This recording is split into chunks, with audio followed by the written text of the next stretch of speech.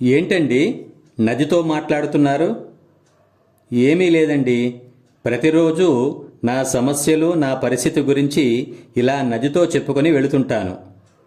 చాలా ఆశ్చర్యంగా ఉందే. మీ సమస్యల గురించి ఇలా నదికి చెబితే తీరుస్తుందా? నేను ఇలా నదితో, ఆకాశంతో, చెట్టుతో నా సమస్యలు చెప్పుకోవడం నాకు అలవాటండి. అందుకే నేను ఎప్పుడొచ్చినా ఇలా నా సమస్యలు చెప్పుకుంటూ ఉంటాను.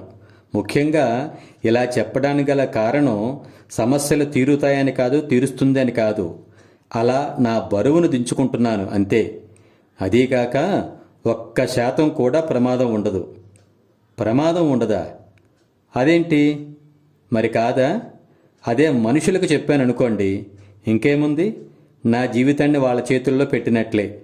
ప్రతిరోజు ఎపిసోడ్స్ రన్ చేస్తారు. అదీకాక నా సమస్యలు చెప్పుకునేది పరిష్కారం కోసం కానే కాదు, కేవలం బరువు దించుకోవడం కోసం.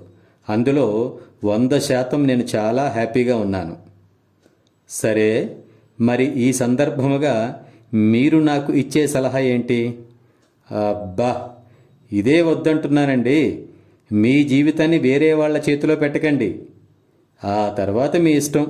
జై హింద్.